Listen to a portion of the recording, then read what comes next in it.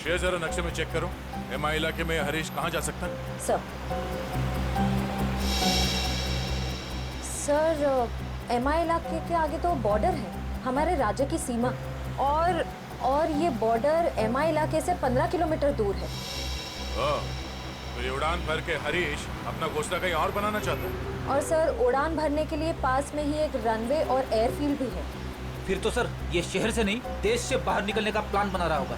तो चलो इसके प्लान का आज क्लाइमैक्स कर देते हैं।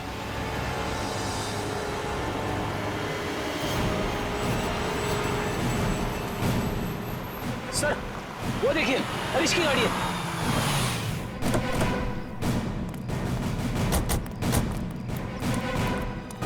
सर गाड़ी तो खाली है सर, तो लगता है भाग गया है हरीश। लगता है वो एयरफील्ड की तरफ गया है। चलो लेट्स गो।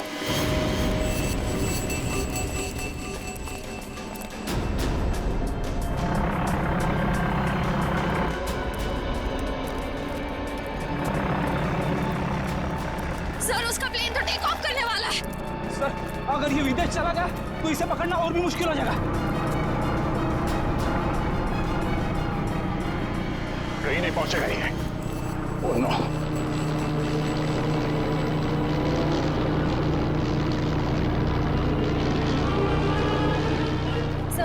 सर हम कंट्रोल टावर से पता कर सकते हैं कि ये प्लेन किस दिशा में और कौन से देश की तरफ गया है।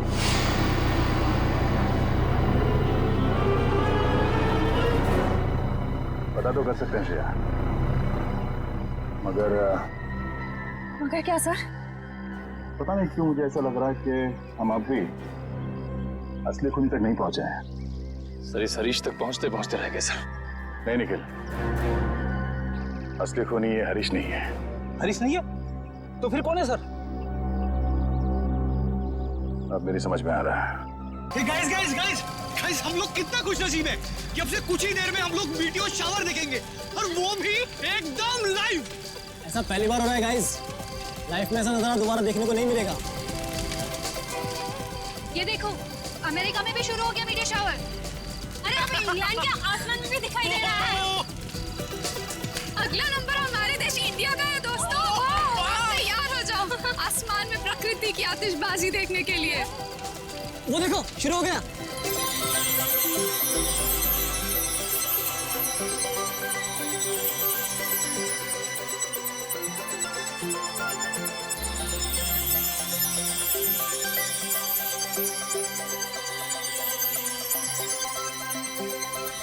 ये मेरी जिंदगी का सबसे खूबसूरत पल है। ऐसा नजारा तो मैंने पहले कभी नहीं देखा।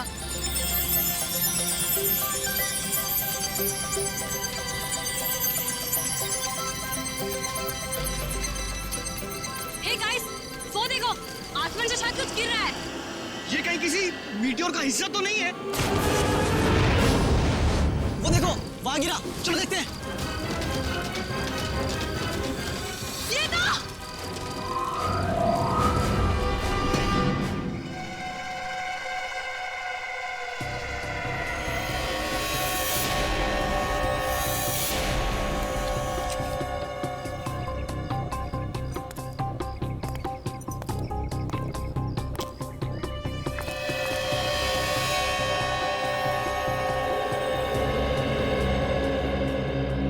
लाश की हालत तो बहुत खराब है, हड्डियां वगैरह चकनाचूर हो गई है। हाँ सर, लेकिन ऐसा तो तभी हो सकता है जब कोई काफी ऊंचाई से गिरा हो। लेकिन सर यहाँ कोई बिल्डिंग तो है नहीं, चारों तरफ खुला मैदान ही है। लाश आसमान से गिरी है श्रेया, वरना इसकी इतनी बुरी हालत नहीं होती।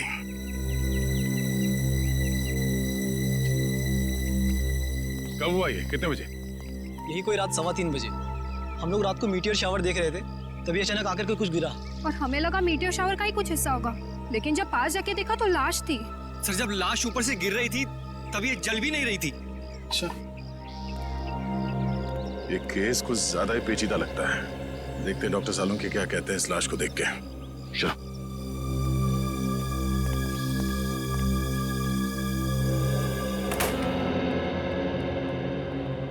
अरे साउंड कैसा? कुछ पता चला? हाँ, फिलहाल तो इस आदमी की उम्र पता चली है, और वो भी डॉक्टर तारिका ने ही पता किया होगा।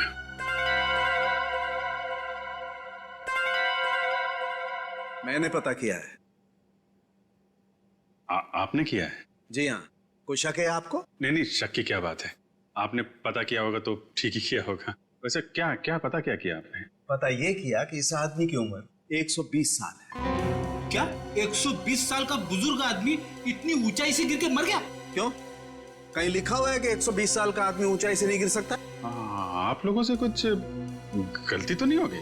आप एक काम कीजिए, तारिका जी से कंफर्म कर लीजिए। बताओ भाई ने। हाँ अभिजीत, इनके एक्सरे स्कैन्स देख लो। देखो, ये देखिए, इनकी हड्डियां काफी कमजोर हो चुकी थी, जैसे कि उम्र के साथ साथ होता है। और टिश्यूज को हुए नुकसान को देखकर हमने अंदाजा लगाया कि इनकी उम्र तकरीबन 120 साल के आसपास रही होगी। अच्छा, वैसे कितनी ऊंचाई से गिरे होंगे ये? फिलहाल ये बता पाना मुश्किल है। सर, हो सकता है इस आदमी को किसी हवाई जहाज से फेंका गया। सर, वो केस याद है ना आपको, जब एक लाश को हेलीकॉप्टर से फेंका गया था?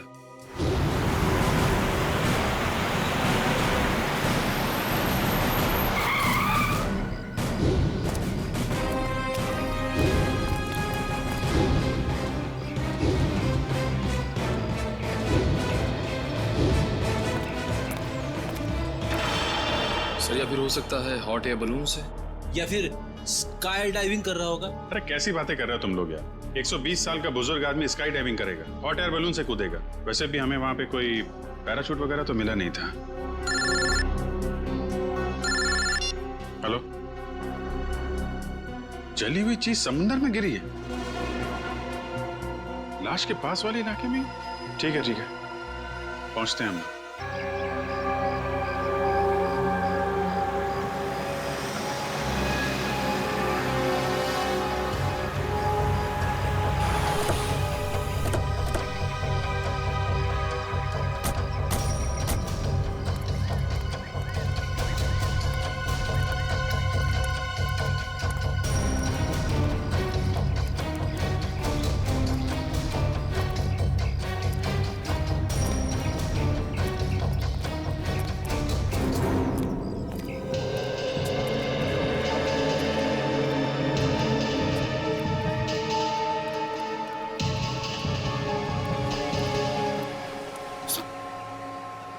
कुछ पता चला क्या गिरा था समुद्र में? नहीं सर, समुद्र में क्या गिरा अब तक कुछ पता नहीं चला।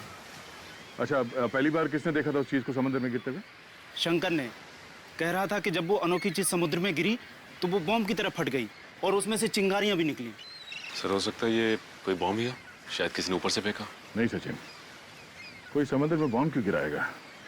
बात कुछ और ही है। हो ना हो, इसका उस लाश के साथ जरूर कुछ संबंध है। ये शंकर कहाँ है?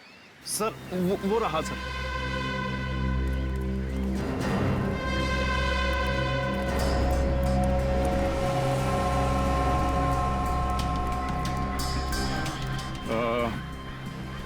तुम शंकर हो? जी मैं शंकर।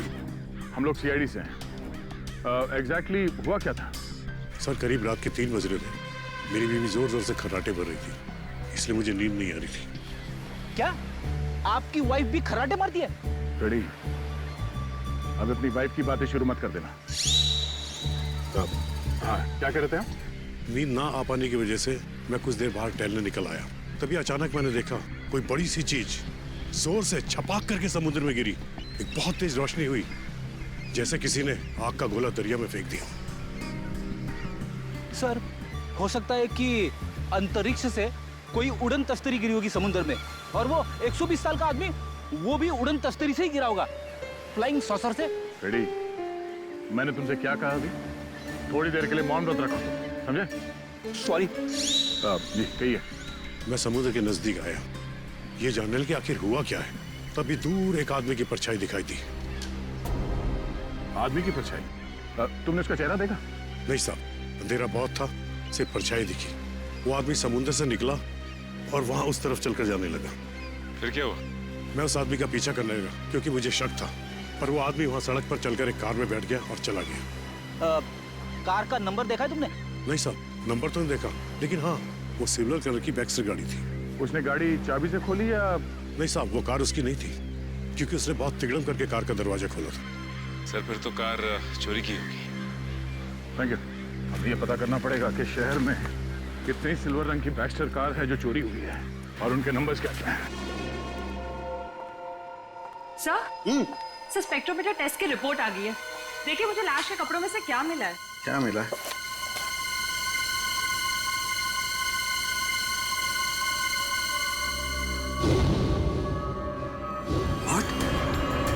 Rocket fuel? हाँ सर।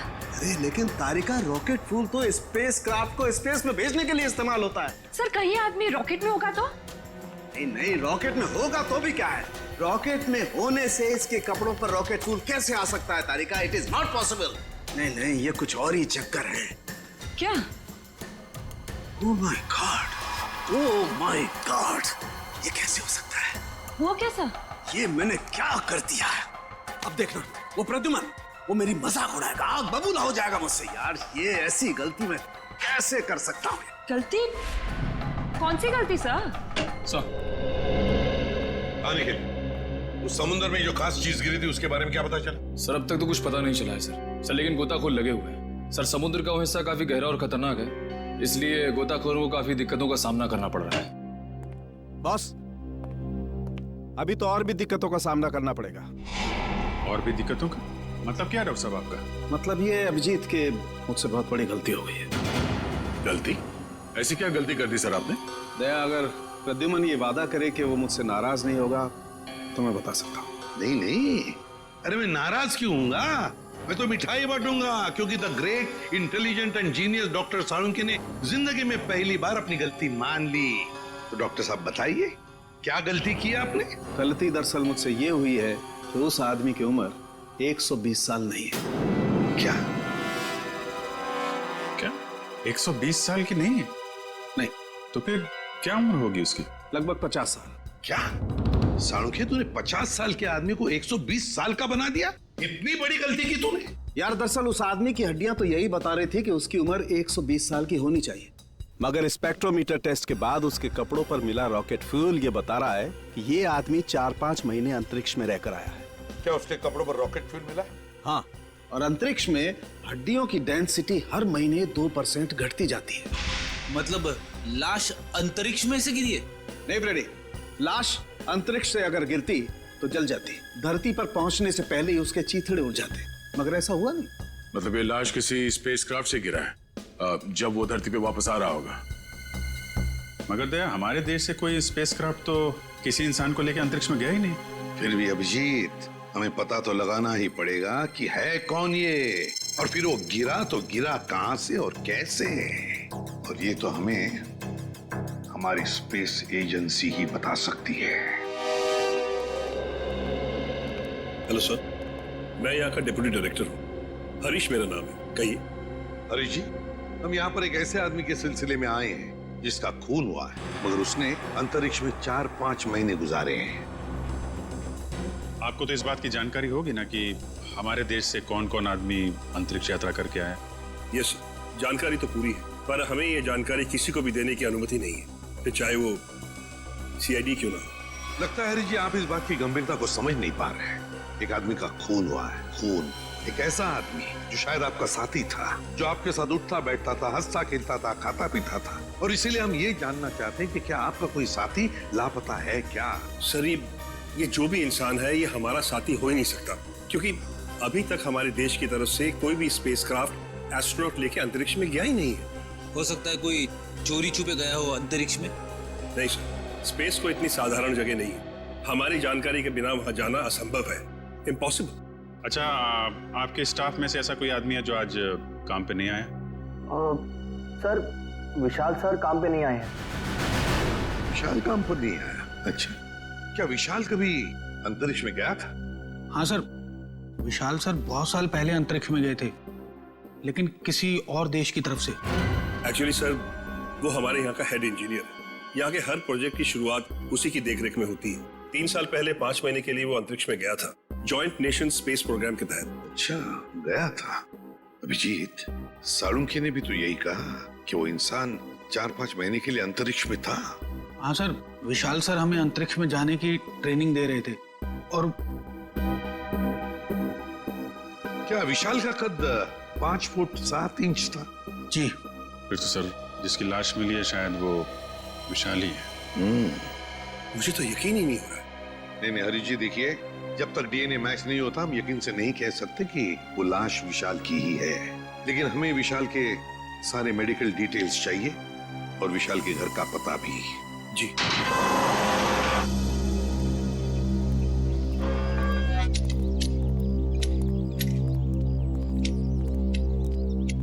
सुनिए,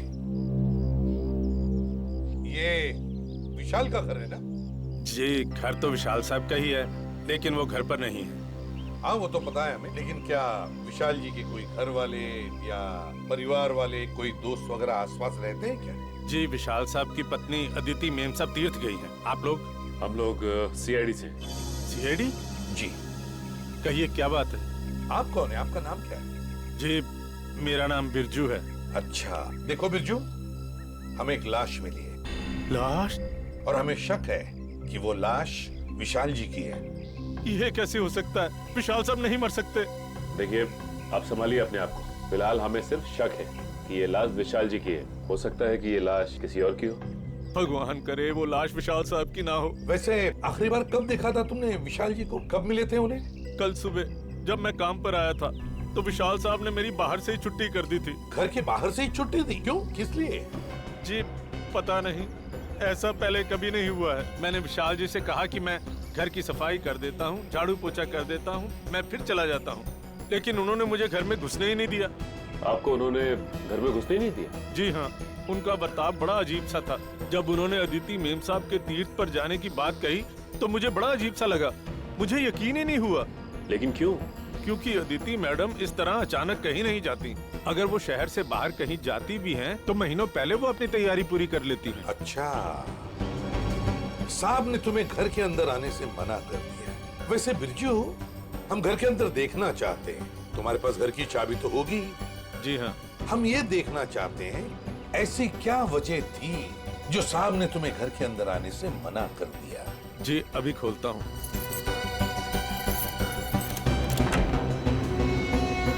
आइए साहब।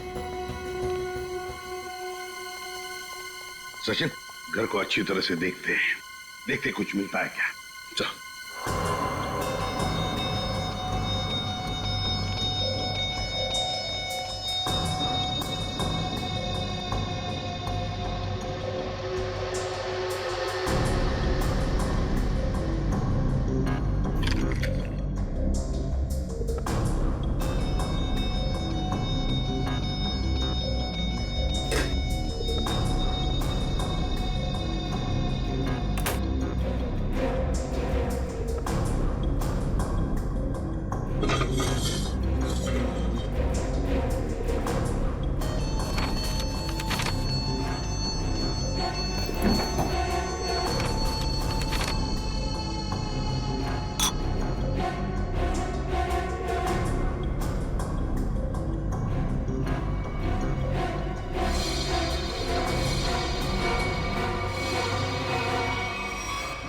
कागज के टुकड़े पर कुछ हल्का हल्का सा लिखा हुआ है।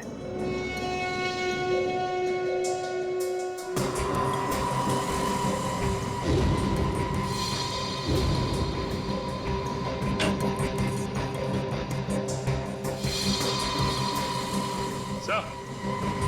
हाँ सचिन। ये देखिए सर, जूतों के निशान। वो इस खिड़की से इस घर के अंदर आया है। उसके जूते के निशान इस पेपर पे भी है सर। सचिन, घर की हालत को देखकर तो ऐसे नहीं लगता कि घर में कुछ चोरी हुई है। लेकिन जो भी इस घर में इस खिड़की से घुसा है वो या तो इस घर का आदमी है या फिर कोई ऐसा आदमी जो इस घर के बारे में और घर के लोगों के बारे में अच्छी तरह से जानता है और किसी खास मकसद से ही इस घर में घुसा है, किसी खास मकसद से। दया, वो चोरी हुई गाड़ी के बारे में क्या पता चला? सर, जगह जगह पुलिस चेकिंग कर रही है। बहुत जल्द गाड़ी मिल जाएगी। साळुंखे, तू यहाँ क्या कर रहा है? वो लगता है फिर से गलती करके आ गया ये। यार प्रद्युमन, तुम कभी सुधरोगे नहीं क्या यार? अरे यार नहीं, कोई मजाक नहीं। ठीक है, आगे से तुम किसी ऐसे इंसान से काम कराओ जिसने अपनी जिंदगी में कभी कोई गलती नहीं की। मैं जा रहा हूँ, बाय। अरे सर, डॉक्टर तारिका। क्या? मेरे कहने का मतलब है सर कि तारिका जी अकेली पड़ जाएंगी अगर आप चले गए तो। अच्छा, तो मतलब आपको तारिका जी की फिक्र है, सालुके की फिक्र नहीं है ना? ठीक है, तो मैं जा रहा हूँ। ठीक है, बाय। यार लेकिन जो बात बताने के लिए आया था वो तो बता के जा। वो आप इनकी डॉक्टर तारिका जी से पूछ लीजिएगा। मैं जा रहा हूँ, बाय। अच्छा ठीक है, बाय। 1 मिनट में वापस आ जाएगा। हाँ दया, देखा? देखो दया, मैं ना सिर्फ और सिर्फ तुम्हारी वजह से वापस आया हूँ।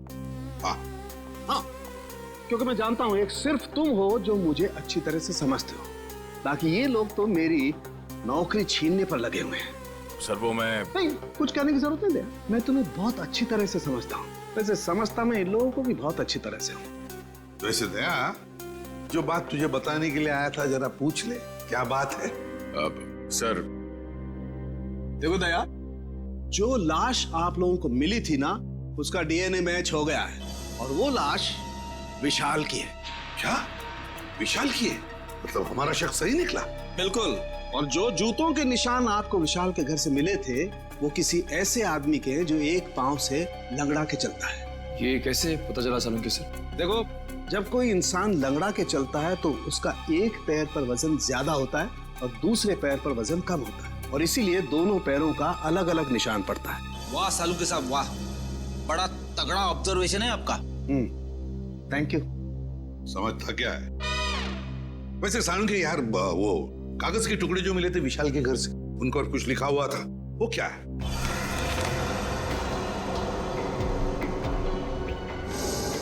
वो ये था, अगर तुमने जुबान खोली तो जान से जाओगे। विशाल को धमकी? लगता है विशाल कोई राज जान गया था सर, और इस राज की कीमत उसे अपनी जान गंवा के देनी पड़ी। सर खूनी जरूर इस स्पेस एजेंसी का ही कोई होगा सर, या फिर आसपास का कोई होगा, वरना स्पेसक्राफ्ट या हवाई जहाज से उसे नीचे फेंकना मुश्किल है सर। बिल्कुल वैसे ही हुआ होगा। बॉस, अभी सालुके के सुरागों की पोटली खाली नहीं हुई है। और भी कुछ बाकी है क्या? हाँ, एक ऐसी चीज जो आपको खूनी के एकदम नजदीक तक ले जाएगी। तो बताइए ना डॉक्टर साहब। देखो दया, इन लेटर्स को गौर से देखो। इस आदमी ने ये लेटर्स कैपिटल में लिखे हैं ताकि अपनी हैंडराइटिंग को छुपा सके, लेकिन इनको जरा गौर से देखो। ये लेटर्स कहीं कहीं पर हिले हुए हैं, कमजोर है। मुझे लगता है इस आदमी का हाथ कांपता था जब ये लिखता था। कमाल है सर, धमकी भरा खत लिखता है और लिखते वक्त हाथ भी कांपता है। डर की वजह से? बिल्कुल सही फ्रेडी, डर की वजह से ही। दरअसल इसके हाथ में कोई तकलीफ थी, न्यूरोटिक तकलीफ। जब ये डरता था, इस आदमी का हाथ कांपता था। जब इसने ये नोट लिखा, ये डरा हुआ था, इसीलिए इसका हाथ कांप रहा था, और ये अक्षर इस तरीके से बने। हाथ में तकलीफ? विशाल सर बहुत साल पहले अंतरिक्ष में गए थे, लेकिन किसी और देश की तरफ से। सर वो घटोत्कच, विशाल का असिस्टेंट। विशाल कुछ लोगों को ट्रेनिंग दे रहा था अंतरिक्ष में जाने के लिए। ये घटोत्कच भी उनमें से एक था। मगर अभिजीत, अंतरिक्ष में जाने के लिए वो आदमी मानसिक तौर पर और शारीरिक तौर पर बिल्कुल फिट होना चाहिए, हट्टा कट्टा होना चाहिए। इस घटोत्कच को क्यों सिलेक्ट किया गया? उसके तो हाथ में तकलीफ है। और घटोत्कच के इस कमजोरी के बारे में विशाल को पता चला, इसलिए शायद घटोत्कच ने विशाल को अपना मुंह बंद रखने के लिए उसे जान से मारने की धमकी दी होगी। ये हो सकता है। महाराजा, क्या? देखो, सभी पुलिस स्टेशन में खबर कर दो, उसकी फोटो भिजवाओ, सब जगह नाकाबंदी करवा दो। ओके? क्या हुआ? सर ये विशाल की पत्नी अदिति, ये किसी तीर्थ यात्रा पे नहीं गई है। उसने किसी भी बस, ट्रेन या फ्लाइट की टिकट बुक नहीं करवाई। वो गायब है। अदिति गायब है? गायब है अदिति? तो फिर ये गई कहां? और फिर विशाल को मारा किसने और क्यों मारा? इन सारे सवालों का जवाब तो अब घटोत्कच ही देगा। घटोत्कच।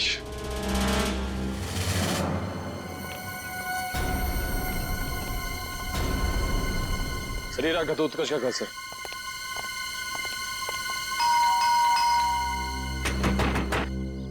दरवाजा खोल ही नहीं रहा है। पीछे से कुछ आवाज है? हाँ।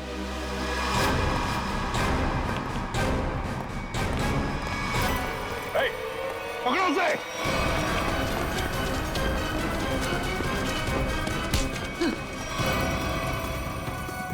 सीआईडी से भाग रहा है? कहाँ भाग रहा है? मुझे छोड़ दीजिए सर, मैंने कुछ नहीं किया सर। कुछ नहीं किया तो भाग क्यों रहा था? हैं? मैं जानता था सर कि आप लोग मुझ पे शक करेंगे।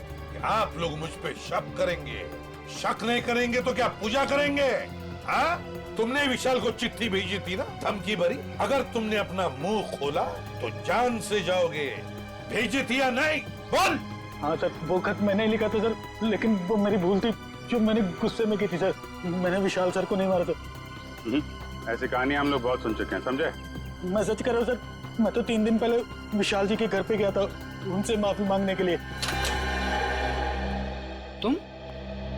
तुम यहाँ पर क्यों आए हो? देखिए विशाल जी, मैं आपसे अपनी उस चिट्ठी के लिए माफी मांगने के लिए आया। उस वक्त मैं शराब के नशे में था और शराब के नशे में ही अक्सर सच्ची बात जुबान पर आ ही जाती है। देखिए आप ऐसा मत कहिए, आप न सिर्फ मेरे दोस्त हैं बल्कि मेरे मार्गदर्शक भी हैं। अगर आपने मुझे माफ ना किया तो मैं अपनी नजरों में गिर जाऊंगा। ठीक है, मैंने तुम्हें माफ किया। देखिए आप कुछ परेशान नजर आ रहे हैं। परेशान? नहीं, मुझे काहे की परेशानी है?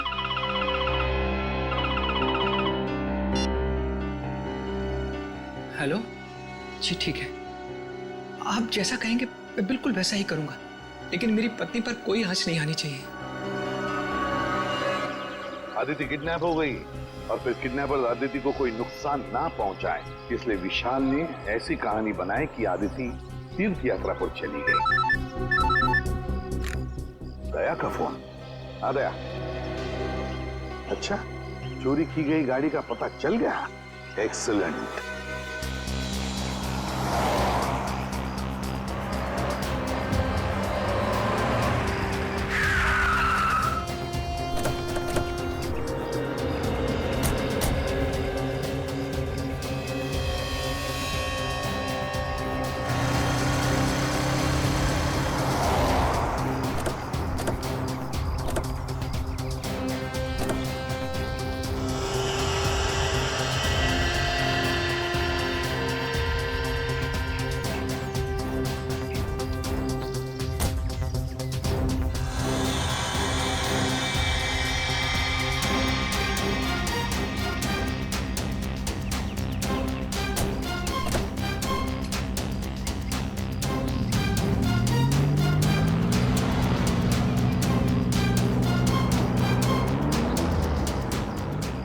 खूनी समंदर किनारे से इस गाड़ी में यहाँ तक आया और उसके बाद गाड़ी को यहाँ पे लावारिस छोड़ के किसी और गाड़ी में चला गया।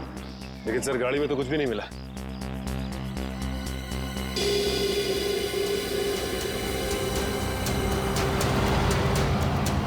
ये देखो, सीसीटीवी कैमरा लगा हुआ है इस ट्रैफिक पोस्ट पे। जरूर उस खूनी का चेहरा इस कैमरे कैद हो गया होगा। इसके लिए काम करो, आरटीओ को कांटेक्ट करो और इस कैमरे की फुटेज ले लो। हेलो, क्या आदिति मिल गई? कौन सा हॉस्पिटल में? हेलो सर, मैं इंस्पेक्टर प्रशांत। हाँ, मैंने ही आपको फोन किया। अच्छा, आदिति की तबीयत कैसी है? सर उन्हें गोली लगी थी। गोली लगी थी? जी हाँ, उनका ऑपरेशन हुआ है, अब वो खतरे से बाहर है। लेकिन ये आदिति मिली कहाँ तुम लोगों को? सर हम लोग पेट्रोल पे थे। Hello control room. Yes sir, यहाँ सब कुछ ठीक है सर, ओवर। अरे राघव, वो देखो, किसी औरत को जबरदस्ती ले जाया जा रहा है। कहीं अदिति तो नहीं जिसकी फोटो सीआईडी ने भेजी थी हर जगह ढूंढने के लिए? हो सकता है। चलो देखते, पीछा करो उसका। चलो जल्दी। एक काम करो, सारे बंदी रखो ताकि उन्हें पता नहीं चले कि हम लोग उनका पीछा कर रहे हैं। बोल रहे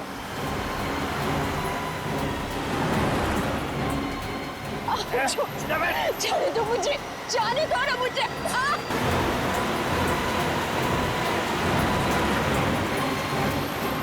कैसे भी पकड़ना है उन लोगों को, पीछा करो जल्दी। वो देखो, टेप ले लो।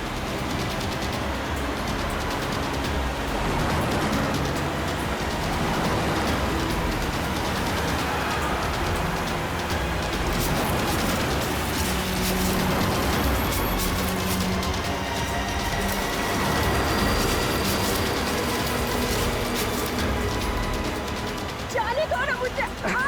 जाने देंगे, जाने से पहले तोहफा तो लेके जाओ। ऐसा तोहफा दिखाता हूँ मैं तोहफा। ये है मेरा तोहफा। चलो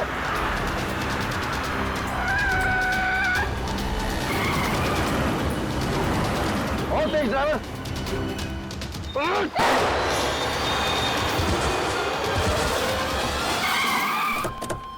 जल्दी चलो।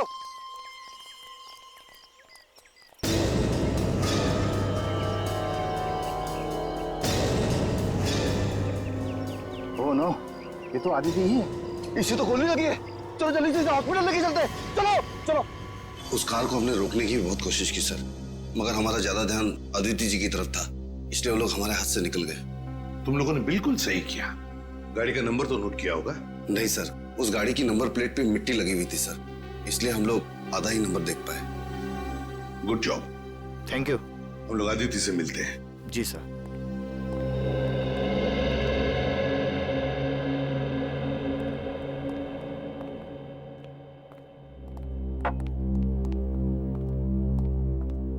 अदिति, अब कैसी हो? ठीक हूँ। आप कौन? मैं एसीपी प्रद्युमन, सीआईडी से। सीआईडी से? मेरे पति कहाँ हैं? बहुत जल्दी आ जाएंगे। बस एक बात बताओ, ये सब कैसे हुआ तुम्हारे साथ? 2 दिन पहले जब मैं सब्जी मंडी से घर लौट रही थी, कुछ लोग मुझे अपने गाड़ी में डालकर साथ ले गए। उनमें से किसी का चेहरा देखा आपने? नहीं, उन्होंने अपने चेहरे पर मास्क डाल रखा था। ओह, मास्क पहन रखा था। वैसे कहाँ लेकर गए वो तुम्हें, कुछ बता सकती हो? पता नहीं, उन लोगों ने मुझे कुछ खिलाकर बेहोश कर दिया था। एक अंधेरे कमरे में रखा था और वो मुझे विशाल के काम के बारे में सवाल पूछ रहे थे। विशाल के काम के बारे में? तो तुमने क्या कहा? मैंने उन्हें कहा कि विशाल अपने काम के बारे में मुझसे कोई बातचीत नहीं करते, लेकिन उन्हें लगा कि मैं झूठ बोल रही हूँ।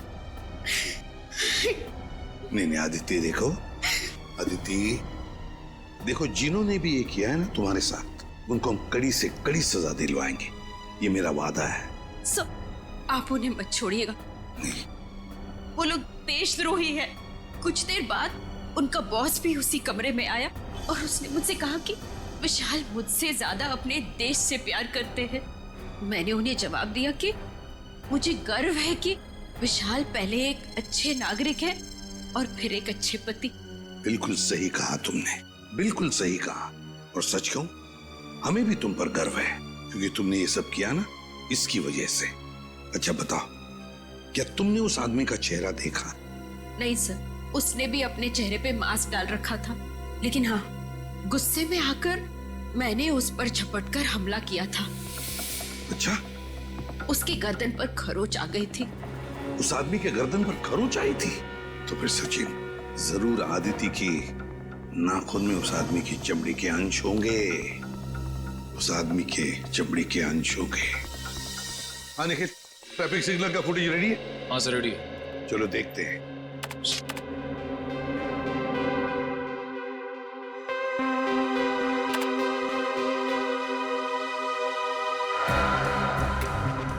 तो रात का फुटेज है, समझ में नहीं आ रहा है। दिन का फुटेज दिखाओ।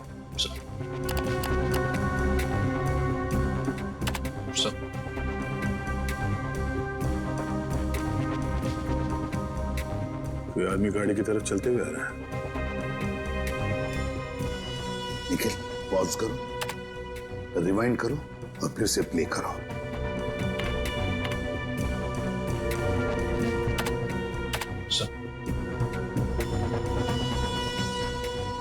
और जो जूतों के निशान आपको विशाल के घर से मिले थे, वो किसी ऐसे आदमी के जो एक पांव से लंगड़ा के चलता है। बाएं पैर से लंगड़ा भी रहा है। कहीं ये हमारा खूनी तो नहीं? सर, मगर ये आदमी है कौन? इसका चेहरा तो दिख ही नहीं रहा है।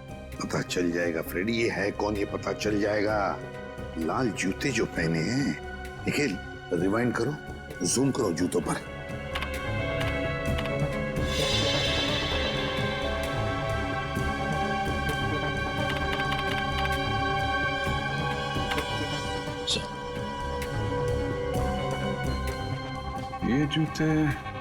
ये जूते मैंने कहीं देखे हैं सर। देखे? कहां पर? किसके पैरों में? सर, आज विशाल सर नहीं आए हैं। समीर, विशाल का असिस्टेंट सर, और वो लंगड़ा के भी चल रहा था। विशाल उस तरफ?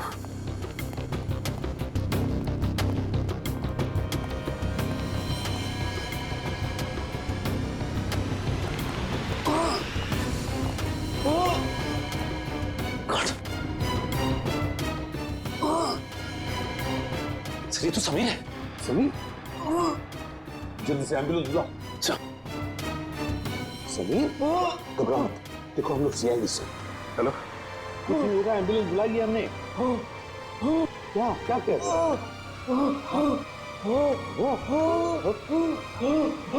क्या बताओ बताओ। Sameer Sameer okay thank you sir. Ambulance आ रही है सर। समीर तो मर गया। माय गॉड सर, हम तो सोच रहे थे कि ये समीर ही गुनहगार है, लेकिन यहाँ तो समीर का ही किसी ने खून कर दिया। वही तो, इस शतरंज के खेल का असली खिलाड़ी तो कोई और ही है, कोई और ही है। समीर के घर में से जो डॉक्यूमेंट्स मिले उससे पता चलता है कि समीर विशाल के लिए काम करता था, जासूस था वो विशाल का। दुनिया के सामने समीर विशाल का असिस्टेंट और असली काम जासूसी। एग्जैक्टली। और जब विशाल को पता चला कि स्पेस एजेंसी में कोई गद्दार है जो वहां की खुफिया इंफॉर्मेशन बाहर भेज रहा है, तो बस उसका पर्दाफाश करने के लिए उसने समीर को रख लिया काम पर, जासूस बनाकर। और इसलिए समीर ने भी हमें कुछ नहीं बताया, क्योंकि विशाल ने उसे ऐसा करने से मना कर दिया था। हाँ, दया जब विशाल का खून हुआ तब शायद समीर तहकीकात करने के लिए विशाल के घर गया। पर जैसे ही खूनी को लगा कि समीर उस तक पहुंचने वाला है, उसने समीर का भी खून कर दिया। बॉस, आसानों के अदिति के नाखूनों में चमड़ी के अंश मिले? हाँ मिले ना, उसके नाखूनों में चमड़ी के अंश मिले। तो जब मैं आप लोगों को बताऊंगा कि उस चमड़ी का डीएनए किसका था, आप लोग दंग रह जाएंगे। डॉक्टर साहब, रियलिटी शो के विनर का नाम अनाउंस करने जैसा सस्पेंस मत बढ़ाइए, नाम बताइए ना प्लीज। बॉस, उस आदमी का नाम है deputy director Harish. Hello sir, मैं यहाँ का डिप्टी डायरेक्टर हूँ, हरीश मेरा नाम है। क्या डेप्यूटी डायरेक्टर हरीश? तभी तो समीर मरते वक्त हाँ हाँ हाँ ऐसे कर रहा था। क्या क्या कह रहे? समीर कहना चाहता था हरीश, वो हरीश का नाम लेना चाहता था। Deputy director Harish, space agency का deputy director Harish. Excuse me sir, आप लोग यहाँ? जरा हरीश जी को बुलाइए। कहाँ है वो? सर वो तो कुछ ही घंटे पहले चले गए। चले गए? कहाँ गए, कुछ पता है आपको? नहीं सर, वो बड़ी जल्दी में थे, इसलिए बिना कुछ बताए निकल गए। कोई बात नहीं, हम पता लगा लेंगे। उनके गाड़ी का नंबर दीजिए। जी। हेलो, हाँ बोल रहा हूँ। कहाँ पे? एमआई इलाके में? ठीक है, ओके सर। हरीश की गाड़ी एमआई इलाके में देखी गई है सर। एमआई इलाके में? हाँ सर। मर दिया। बात तो तेरी ठीक है, मगर सीआईडी कभी पता नहीं कर पाएगी कि असली मुजरिम कौन है, क्योंकि हमने तुम्हारे बैंक अकाउंट में पूरे 15 करोड़ रुपए डलवाए। 15 करोड़ रुपए? हाँ, 15 करोड़ रुपए, जिससे उनको लगेगा कि तुमने अपने जमीर का सौदा कर दिया है 15 करोड़ रुपयों के लिए, और अब देशद्रोही बन गए। शर्म आनी चाहिए तुम लोगों को। शर्म तो हमें आने से रही, अब तू एक अच्छे बच्चे की तरह उस नए मिशन की पूरी जानकारी हमें देते। चल। नहीं, कभी नहीं। मैं रुपयों के लिए अपने देश को कभी नहीं बेचूंगा, कभी नहीं।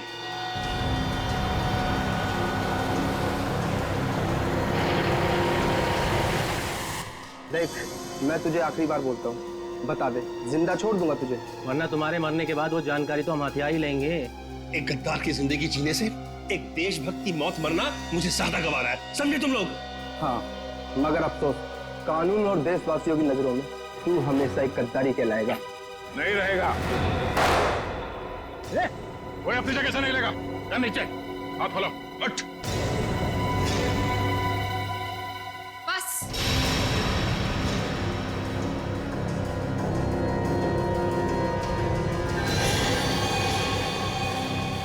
बहुत हो चुका ये नाच गाना, अब काम की बात करें। हाँ, काम की बात भी हो जाएगी। अदिति, तुम लोग मुझे देखकर चौंके नहीं? नहीं, हमें पहले ही पता चल गया था। ज्यादा चालाक बनने के चक्कर में तुम खुद अपनी जाल में फंस गई। तुम्हें याद है, तुमने कहा था कि 2 दिन पहले तुमने हरीश के गले को खरोचा था। हा? मैंने उस पर झपटकर हमला किया था। अच्छा? उसकी गर्दन पर खरोच आ गई थी। हाँ तो? मगर जब हम हरीश से मिलने स्पेस एजेंसी गए थे, तब उसके गले पे खरोच का ऐसा कोई भी निशान नहीं था। नहीं सर, स्पेस को इतनी साधारण जगह नहीं है। हमारी जानकारी के बिना वहां जाना असंभव है। और हमसे मिलने के बाद हरीश के गले पे खरोच का निशान बनाया गया ताकि तुम हमें गुमराह कर सको। सर इन लोगों को बिल्कुल मत छोड़ना। इन लोगों के पास देश की एक ऐसी खुफिया जानकारी है जो ये अरबों रुपए में दुश्मन को बेचना चाहते हैं। अपनी जेब भरने के लिए देश की सुरक्षा का सौदा करने चली थी तुम। अब चलो मायके चलने की तैयारी करो। तुम लोग ऐसे नहीं मानोगे। सीआईडी के ऊपर गोली चलाने की कोशिश कर रही हो? ये रहा उसका इनाम। बोलो क्यों किया तुमने ये सब? मैं दुश्मन देश की जासूस हूँ। 8 महीने पहले मैंने विशाल से शादी की ताकि भारत की स्पेस एजेंसी की सीक्रेट्स और आने वाली प्रोजेक्ट्स की जानकारी मैं चुरा सकूं। मगर तुम्हारे पति विशाल को तुम्हारी हरकतों और हाव भाव पे शक हुआ और इसीलिए उसने तुम्हारे पीछे जासूस लगा दिए। विशाल को सिर्फ इतना ही शक था कि स्पेस एजेंसी में कोई गद्दार है, लेकिन वो ये नहीं जानता था कि गद्दार खुद उसकी पत्नी ही है। जब तुम्हें ये जासूसी वाली बात पता चली तो तुमने उस जासूस समीर को मार दिया और अपने आप को अगवा करने का प्लान बना लिया। क्योंकि मुझे लगा था कि मुझे छुड़वाने के लिए विशाल उन अगवा करने वाले लोगों को वो खुफिया जानकारी दे देगा, लेकिन शायद विशाल को मुझसे ज्यादा देश से प्रेम था, इसलिए विशाल ने उन्हें गलत इन्फॉर्मेशन दी और मुझे छुड़वा लिया। और तुम्हें इस बात का गुस्सा है और तुमने विशाल को प्लेन से नीचे धक्का दे दिया। हाँ, मैंने प्लेन क्रैश करवाया था और खुद पैराशूट से नीचे आ गई। और फिर तुमने मुझे फंसाने का प्लान बनाया? क्योंकि मैं चाहती थी कि विशाल के खून का और इस सारी गद्दारी का इल्जाम तुम्हारे सर पर आ जाए। मगर तुमने कभी ये नहीं सोचा कि सीआईडी कभी ना कभी सच का पता लगा ही लेगी। तुम इस देश को बर्बाद करना चाहती थी, अब इस देश की खातिरदारी भी देख लो। फांसी के लिए तैयार हो जाओ तुम।